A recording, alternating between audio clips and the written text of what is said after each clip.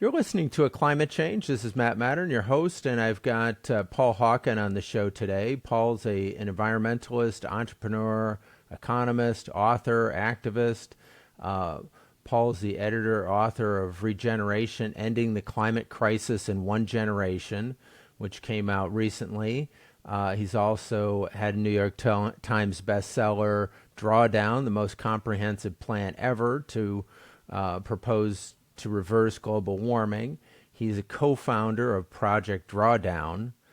He has another book, The Ecology of Commerce, pointing towards a sustainable global economy, as well as a number of other books. We could go on and on.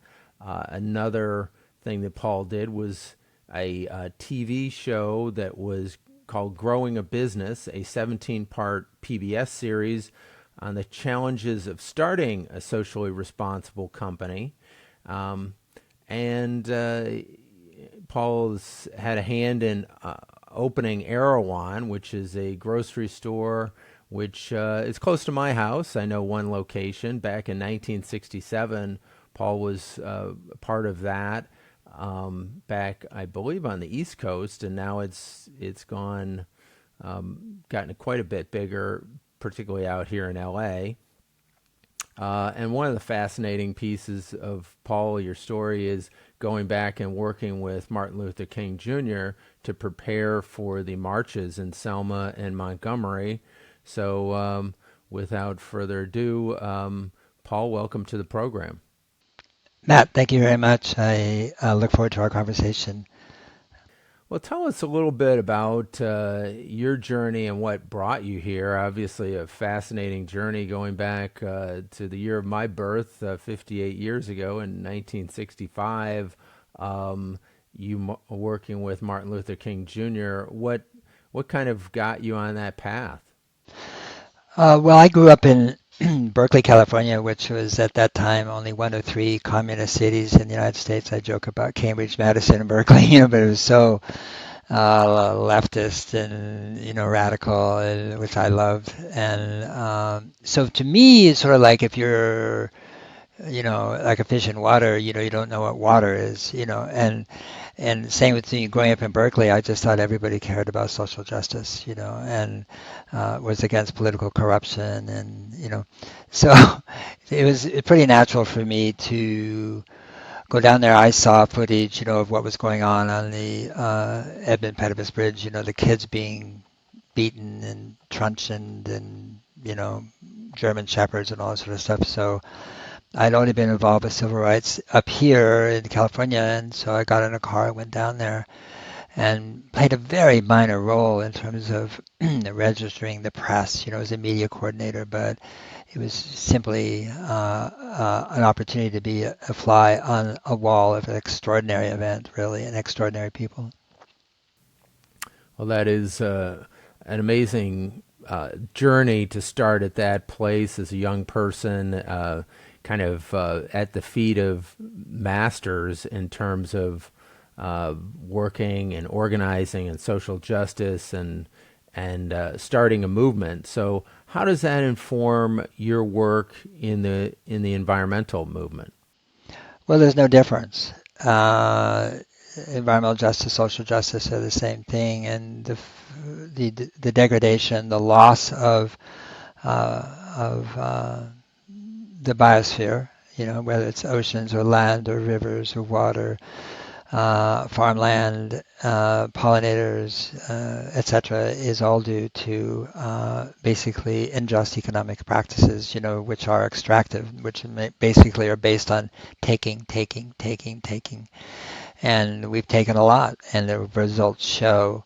So to me, moving into the environment was natural. Now, that being said, growing up, I grew up on a farm, and in part with my grandfather, and I was watching California basically be destroyed. The San Joaquin, Sacramento Valley.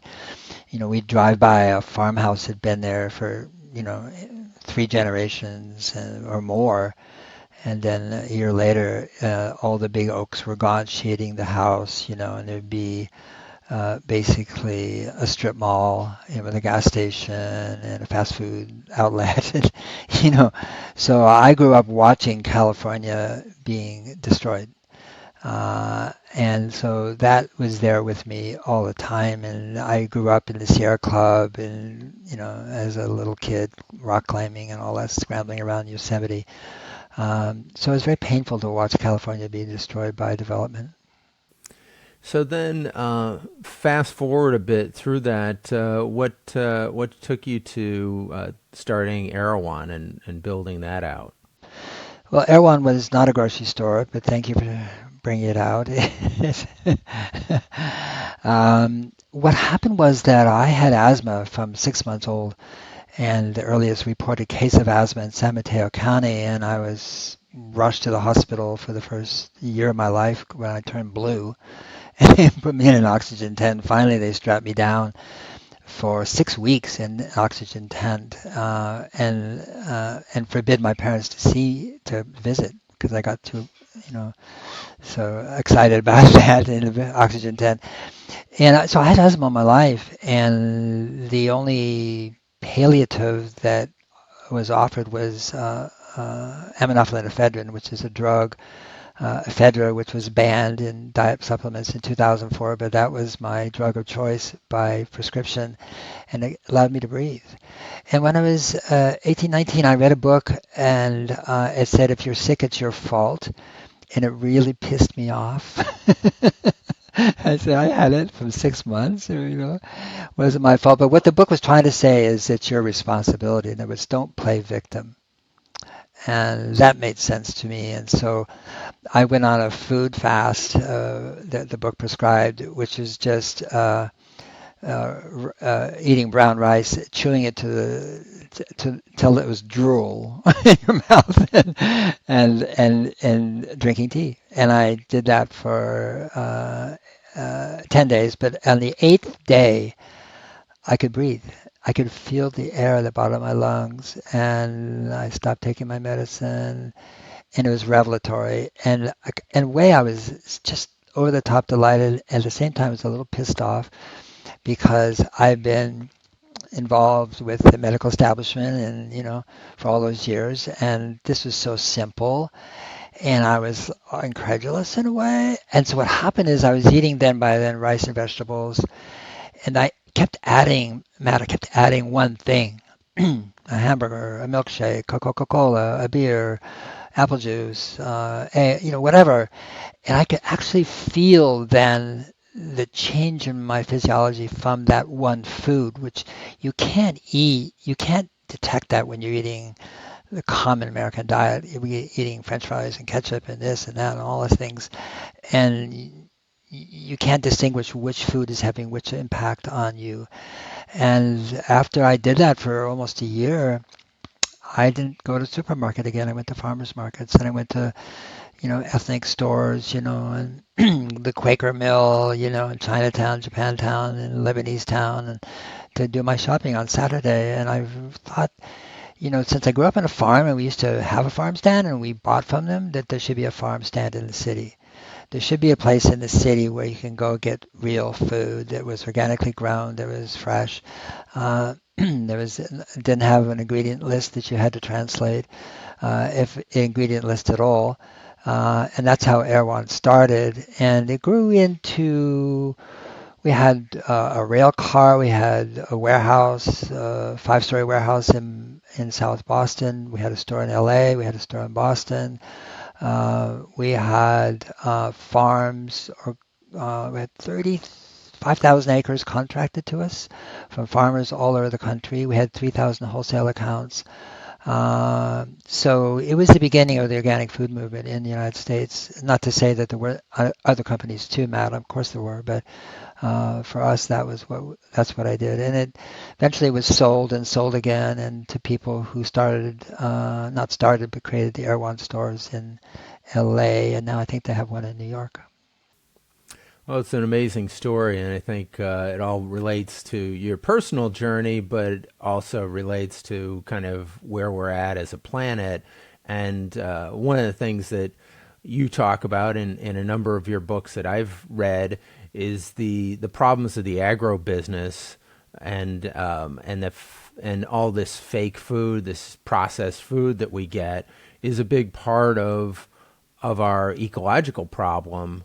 And as you describe it, it's also part of our health problem. So maybe you could talk about some of those things and how do we stop this process of those agro businesses feeding our fellow citizens all this junk, which is just terrible for their health and it's terrible for the planet. The food system, which is the makers, the farmers, the producers, is the single greatest cause of global warming, and it's the single greatest cause of human disease. That is the story. And you parse it and get down into the details, which I would love to do. And to me, food companies, and I'll say this brazenly, like Pepsi and other ultra-processed food companies are committing a crime against humanity by spending $5 billion a year convincing our children to eat sugar, soft drinks, and junk food.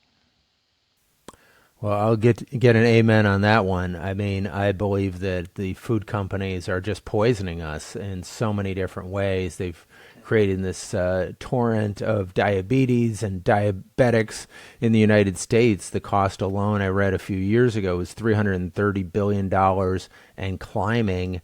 And we're going to have, I can't remember, tens of millions of new diabetics because of the terrible diet that gets fed to Americans. Yeah, 73% of our food is ultra-processed food, 73%. And human beings weren't designed for ultra-processed food. And the numbers are worse. We have a $4 trillion so-called healthcare industry. It's not. It's a sick care industry. And it feeds itself, and you'll have diseases, and you'll go to a doctor, and he will prescribe something. It's just medicine. But it doesn't go back upstream to cause. And 150,000 Americans every year have part of their leg or ankle cut off because of diabetes, sawed off. And that's downstream. Upstream are these huge companies, with advertising budgets and, featuring Beyonce and whatever, convincing very impressionable young children that if they eat or drink, Mountain Dew, somehow they're going to have a better life. And it's the opposite.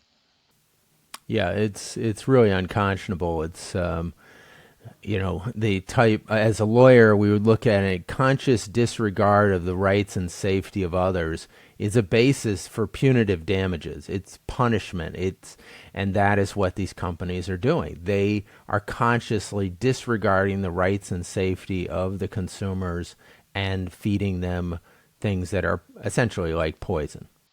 Gosh, I'd never heard that legal term before. I love it. Let's do a lawsuit.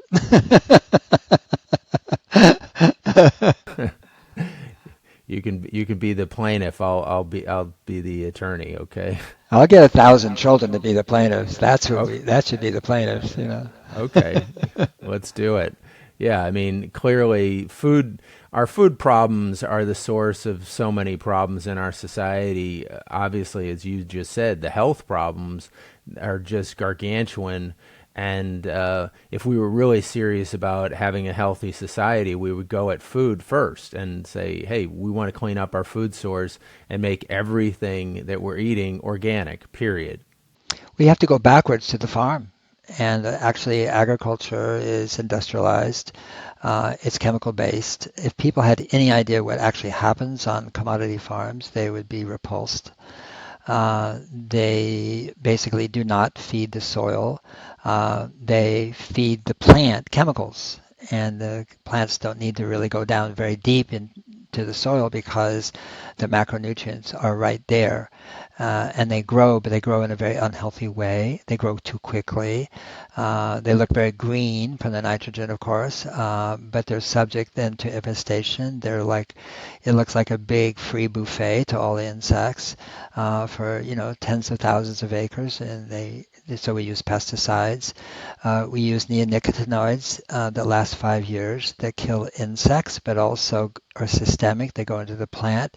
The insects eat them on the plant, die. Birds eat the insects. They have mortality events as well.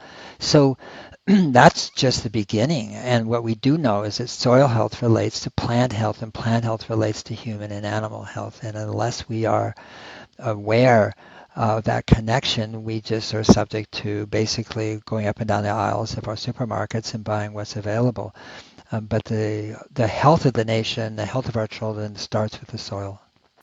Well, you're listening to A Climate Change. This is Matt Matern, and I've got Paul Hawken on the program. We'll be right back in just 1 minute. You're listening to A Climate Change. This is Matt Matern, and I've got Paul Hawken, noted author, environmentalist, on the program today. And we were just talking about nutrition as it relates to the agribusiness. And Paul just kind of want to pick it up back there in terms of what are your thoughts on how do we make changes to really make a 180 on agriculture and food in the United States and across the world?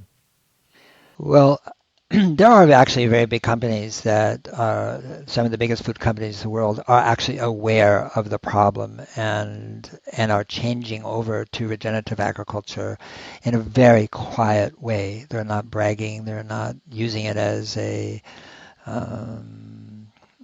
way to make themselves look good. They're actually doing it to create resilience in the food system.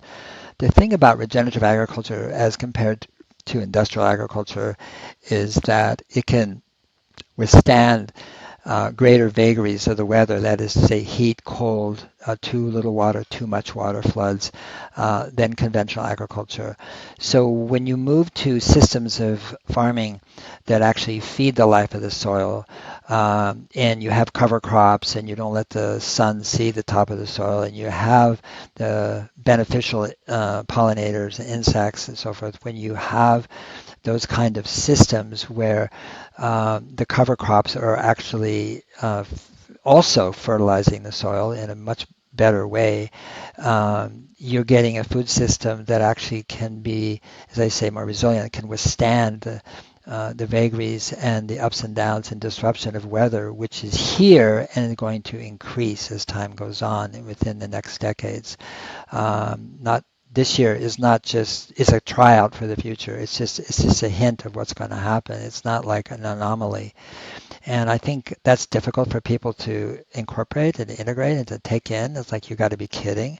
No, I'm not kidding. That was predicted 50 years ago by scientists, and the only difference is that they thought it would happen later than sooner.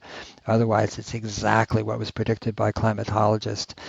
So agriculture, in terms of being organic and regenerative, is actually a way for us to ensure that we have a sustainable food supply, as opposed to say, well, it's a nice thing to do, it's a best thing to do, it's very, idealistic. No, it's the most pragmatic thing that we can do right now in terms of our food system, and it produces healthier food for everybody who eats it, and whether it's in animals or whether it's people around the world.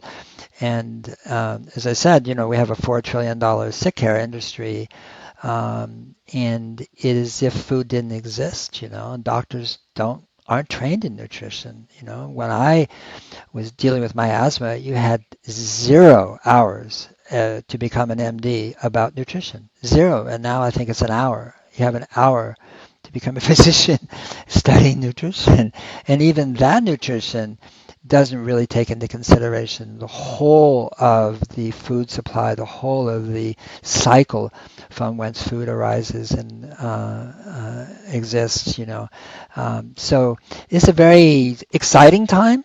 I'm not trying to be a doomsayer here. I'm just trying to say that the amount of change that's occurring in agriculture is extraordinary. I hope the food business at some point wakes up and realizes that it should also change too. What about the policies of the Biden administration regarding agriculture? Have they been effective? Have they moved the needle at all towards getting more farmers to go to regenerative agriculture? They're doing something here. Bill Sick is the head of the Department of Agriculture, and he's, with all due respect, I think he's a nice guy, but he's in the throes of the chemical industrial agricultural industry. Syngenta, Corteva, Bayer, Monsanto, Cargill.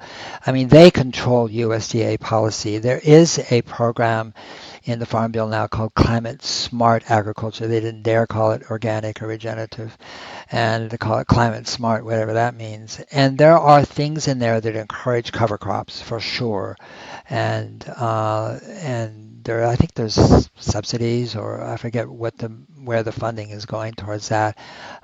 So there is movement, but there's not movement to move away from industrial agriculture. It's industrial agriculture is seeing that there is some benefit from these things, but it doesn't threaten their core business, which is synthetic fertilizers, glyphosate, dicamba, paraquat, pesticides, neonics, all the hundreds of different pesticides and herbicides that go onto the farm, onto the land, into our food, are actually completely protected under the new Farm Bill.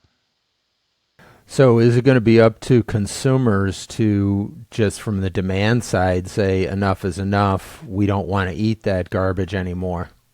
Well, yes, it is. And that requires what we call food justice, which is the availability of fresh, good, healthy food in our communities everywhere. That's not true. Many, many people in urban environments live in what's called food deserts. You'd have to go 2 or 3 miles to a store that had healthy food, and you couldn't afford it. And so there are many organizations now within these food deserts, they're bringing in smaller fresh food, farmers markets, and trying to reconnect these urban islands to growers, that are within reasonable distance and so forth, to try to reconnect the agricultural system, healthy agricultural system, to people's well-being in the cities. And I find that it's a fun movement, it's a great movement, it's a necessary movement, and it's what's going to have to happen if we're going to recover both systems, our social systems and our agricultural systems. I'm just wondering what percentage of our $4 trillion spend on healthcare would it take to get people healthy food? Because it seems like it would be just a small percentage of that $4 trillion to get people healthy food, which would solve a lot of the problems with people's from a health standpoint. Yeah, and who's getting that food? Who's getting that money? Pharmaceuticals. Yeah, I mean, they don't make money from health. They make money from sickness. They certainly do, and of course there are very few studies on the benefits of eating healthy food. There's lots of studies on how to, the value of their drugs, but not very many studies on what would the positive effects be of eating a healthy diet, just like you did in your personal situation to get healthy from asthma. Exactly. And the thing is, I mean, the ideal pharmaceutical drug is something you have to take every day for the rest of your life, right? I mean, that's ideal. Statins, great idea. Okay, let's take it every day, right?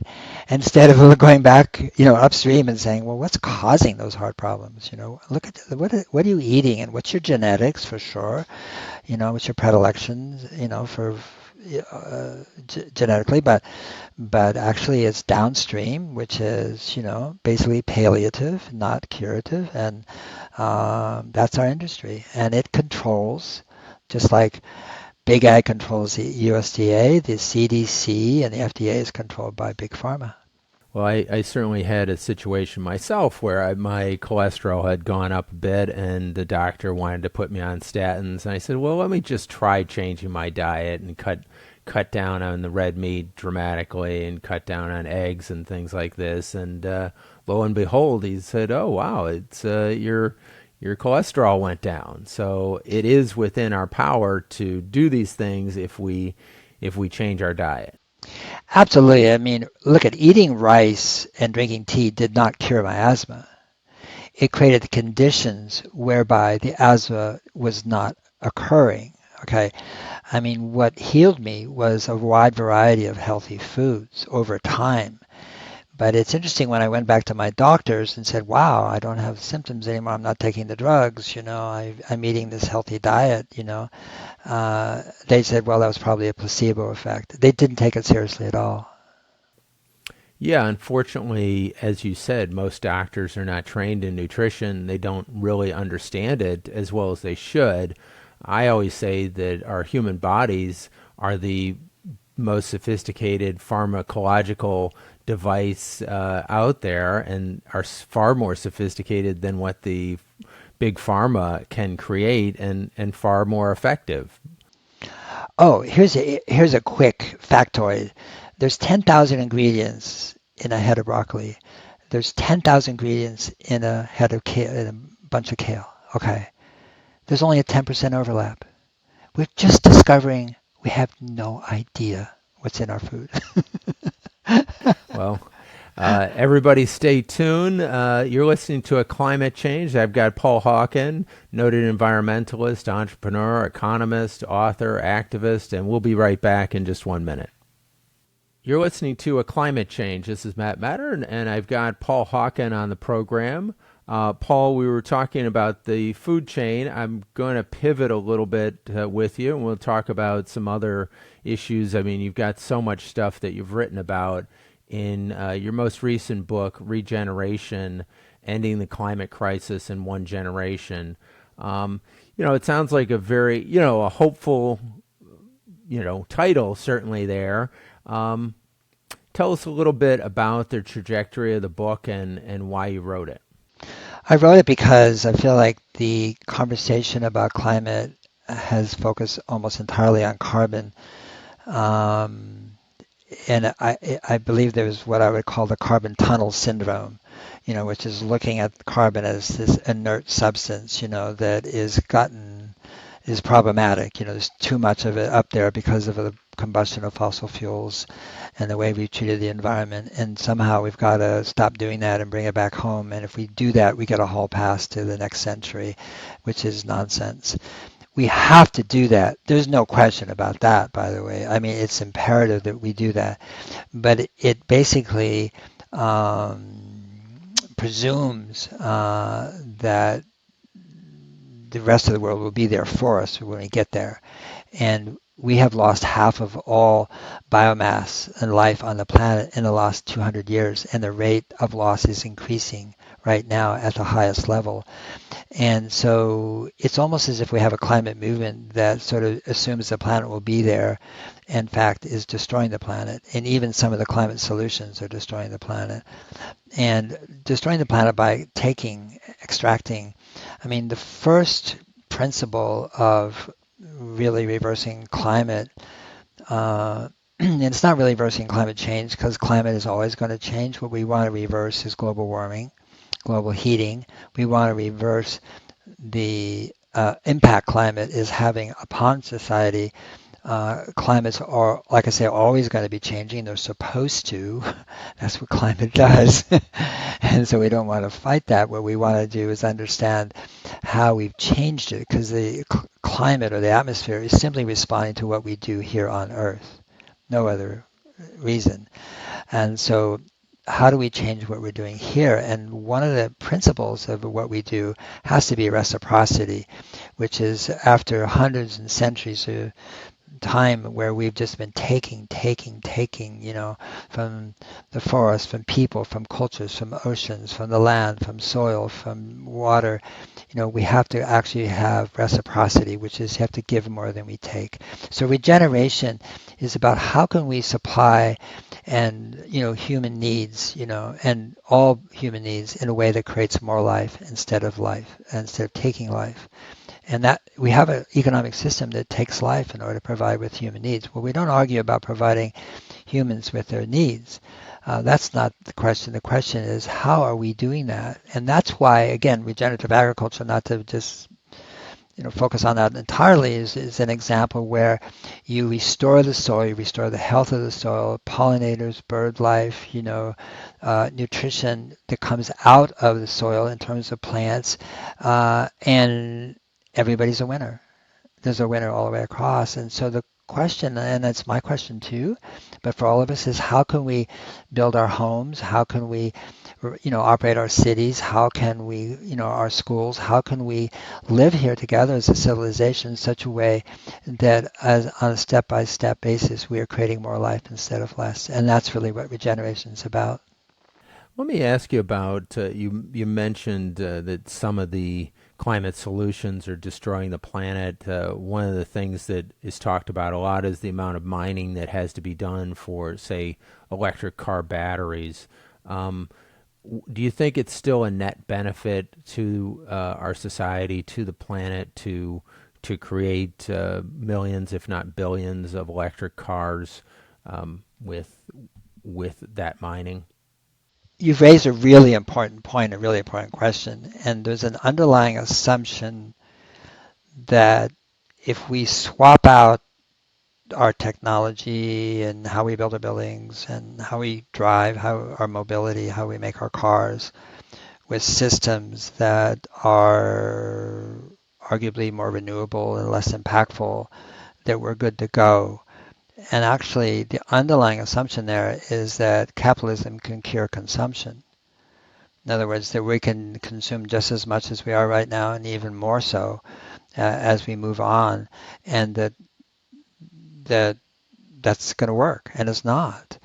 And so going back to mining specifically, there we can't do what you spoke to. No, we cannot continue to mine and to build out a so-called, sustainable society. And we certainly don't want to mine the oceans, which is now what they're talking about in order to gather those important minerals that are needed for a renewable society. And I think that at the other hand, I mean, not to just be, a complainer, sound like I'm complaining, there is some extraordinary stuff going on in terms of batteries and reimagining what a battery is, how it works, what it's made of, that don't require these minerals, whether they be trace minerals or rare minerals or just plain minerals like, that are being mined from Chile, the lithium in Chile and others in the Congo. And so my hope is that these breakthroughs will happen sooner instead of later.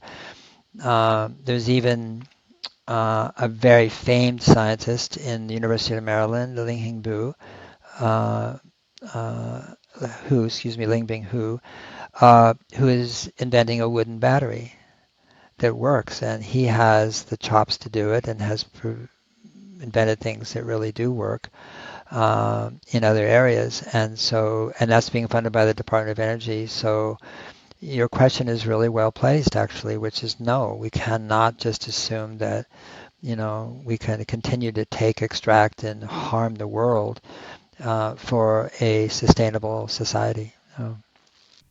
Well, it seems as though, given the amount of build out of technology and infrastructure to whether we go a more sustainable battery or whatever the route may be, is going to take a tremendous amount of shifting of our industrial base. And it wouldn't just consuming less be a far more elegant solution to this problem than just trying to live at the same or greater rate of consumption than we've lived heretofore? Absolutely, and I think it's not. It's like oh gosh, it's like the subject that nobody wants to attend to. Business doesn't want to talk about it, and politicians don't want to talk about it. People actually don't want to even think about it because most people don't have enough, or at least they think they don't have enough. And in many cases, they do not. And so we actually have to think about this in a ways that how do we really um, um, support those people who wake up every morning with the current existential threat. They're worried about food. They're worried about food security. They're worried about security for their children, about education, about clothing, about warmth, about housing, about jobs that give them dignity and a living wage. That's most of the people on Earth right now. And what's so interesting about the climate solutions that are in drawdown and regeneration is you look at them from a different point of view. What you find, in fact, is that they create a better life for virtually everybody on the planet, but they don't not based on extraction and consumption and a way of living here that actually is destroying our host. We're the only species. There's 8.7 billion species on Earth, and we're the only one that eats its host and destroys its habitat. so, there's room to maneuver here, to think about living here in such a way that doesn't do that.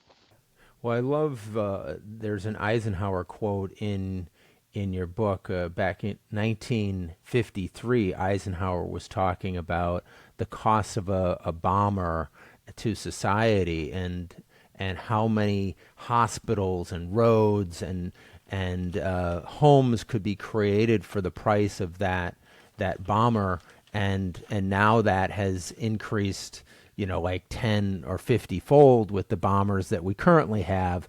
And so maybe just a different way to look at that we have the economic means to solve many of our problems if we reallocated some of our resources for problems that are not military ones. Absolutely, and one of the ways we could do that is, and work with every other country in the world, why can't we have a cabinet post that's called the Department of Peace? In other words, why not? I mean, okay, we'll have a Department of War too in case, but can we actually look at the real cure? War is not a cure. It seems like a great idea to me. You're listening to A Climate Change. I've got Paul Hawken on the program, and we'll be back in just 1 minute to talk to Paul about a host of issues. You're listening to A Climate Change. I've got Paul Hawken, author of Regeneration, Ending the Climate Crisis in One Generation. And I just read recently that Bill Gates was essentially saying that the trillion trees idea is more or less silly and not particularly helpful. What's your take on that one? I have mixed feelings about it. I agree with him, by the way, on the trillion trees. So not about that. His idea, his point is well taken. Trillion trees where and which trees? What the world needs is forests, not more, more forests for sure, but on whose land, where will they be placed, and how will they be planted, and to who benefits from this, and so forth. What we overlook is that there's 5 megaforests, Matt, in the world: the Amazon, the Congo, the Boreal, both the taiga on the Russian side and the boreal on our side, and then there's Indonesia and there's Borneo. And if we protect those forests the way they are right now, it's 40 times more effective than the trillion tree movement and 7 times less costly. And so there is this sort of very male-oriented thing of like, we're over the top, we're going to save the earth, okay. Well, let's do it, but let's use our brains. Let's do the math, instead of just being sort of, a sort of colonial hero, And the people in the South, the global South, are appalled by that idea because they're saying, you're talking about our land for your trees to save your ass up in the north when you're the one who is emitting most of the carbon. So there's a real thing, dissonance there. Now, on the other hand, what Bill Gates says, he thinks that direct air capture is a solution. Well, direct air capture is basically these giant plants that literally suck in carbon dioxide from the atmosphere, liquefy it, and then pump it into geological formations or in depleted oil formations. And there is one being built right now by Occidental Petroleum in Ector County, Texas, and it'll cost $1 billion. It'll cost $300 million a year to operate. Right? It will capture 500,000 tons of CO2.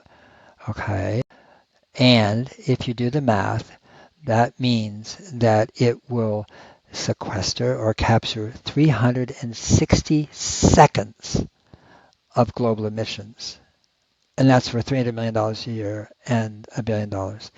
And oh gosh, if there are so much better ways to spend that money. And so Bill Gates, being a techno optimist, is into that when in fact there are in the megaforest. It's just one example. I can give others and so forth, where human beings can be so much more effective in addressing the issues and the climate crisis that's at hand.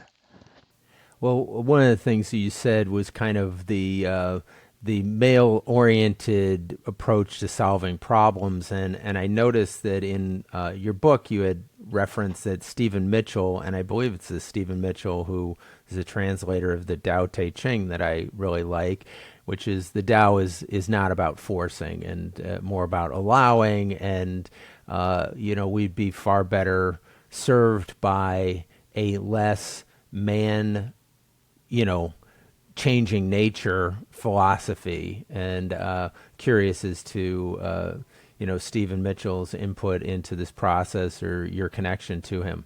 Yeah, he's a very good friend. I respect him very, very much. He actually wrote one of his books in a cottage on my property. But it's not just man, it's male. Let's be clear about this. It's a gender thing. And men like to fix things and make it better, and that's all cool, and it's a great quality. But when it comes to the planet, the verb is wrong, fix. You can't fix it, it's fixed. What we're doing is harming, and we have to stop the harm. As opposed to that, Earth creates the conditions for more life automatically, and we don't. We do the opposite. We create the conditions for less life. And so what we're talking about is like, well, what does that mean? And I have the same questions as others, which is, okay, what does that mean for this and that service and that, for housing and for cities and for transport, et cetera, the things that we rely upon. And I think those answers are forthcoming and extant, and we need more of them. But I think we have to, our frame of mind has to, and I'll be gender specific, has to be much more like a woman's frame of mind, looking at connection, and than the male one, which is a little bit over the top. Well, now that you're talking about female connection or more creative energy, I noticed that Giselle Bundchen was listed in your book as a contributor or a supporter. How is she connected to the movement? Well, Giselle is a friend, and she's an extraordinary intelligent woman. People probably don't know that because she's so beautiful. They think, well, that's Giselle, but actually her beauty, her deeper beauty is inside. And she grew up in a very wonderful place in Brazil, very full of, and she was, nature girl. She spent her time outside, with creatures and plants and so forth, and that has never left her. That's been a part of her. So she was very, very helpful in promoting drawdown, and also drawdown in Brazil. And she remains a friend. And but I mean, I just think that that part of Giselle is in a lot of people, who find themselves as professionals doing this and that, and working in office towers or whatever, being photographed. And we really got to get back in touch with that part of us. And for those in the city who have never been able to be in nature and to experience it, I think one of the most important solutions in terms of reversing global warming is to get people away from their screens, away from digital information and awareness, and have a direct awareness of where we live and how it works. And it's fascinating and magical and infinitely varied. And so I don't think watching whatever you watch or whatever you read is sufficient unto the task at hand to actually develop that sense of wonder and awe and mystery. My next book is called Carbon, the Book of Life. I just finished it. And it is exactly about that, which is, oh my gosh, look where we live. It's so amazing and so fantastic, and I think we're cut off from that sense of wonder. And, you're going to protect what you love. And we have to create those conditions where we can fall in love with where we live, with this beautiful, exquisite planet. It's a Goldilocks planet. There's only one we got. But when you get into it, as opposed to saying nature based or all those kind of terms, forget all that, and you get into that, whether it's the soil, whether it's plants, gardens, pollinators, I mean, insects, butterflies, the ocean. So when you take any part of that and start to really understand what's going on there, it's gobsmacking. It is extraordinary, and we all need an injection of that. Well, I amen to that one too. I do a gratitude exercise every day, and it just kind of has me open my eyes to the beauty of the world around me, and just the flowers, the trees, the whole thing is just amazing. Um, I was wanted to get one last thing before you finish, before we wrap up, is just talk about some of the things in your book about the checklist that you've recommended that people do. It's unfortunate we don't have more time with you, but it's been great having you on the program. Thanks, Paul Hawkins. Pleasure to have you. Go out and get a copy of Paul's book, Regeneration, Ending the Climate Crisis in One Generation. Also, take a look for his new book, Carbon, the Book of Life. Follow him on social media. Go out and create your own checklist and be the change we want to see in the world. So be kind, and if everybody'd be so kind as to follow us on A Climate Change with Matt Matern, go to aclimatechange.com. We've got about 125 episodes. Follow us on Spotify, Apple, or iHeart, and pass these links along to friends, family, business associates, and let's work together as a community to solve these problems. So, Paul, again, thanks for all the work you've been doing over the last 60 years, and would love to collaborate with you going forward. Thank you so much, Matt. Thank you for what you're doing. It has a big impact. That's how we change. We influence each other. Let me have one last quote from Jill Clapperton. It says, "When you're standing on the ground, you're standing on the roof of another world." That's how beautiful this earth is. Well, I love that. So what a way to close. Thank you again, Paul.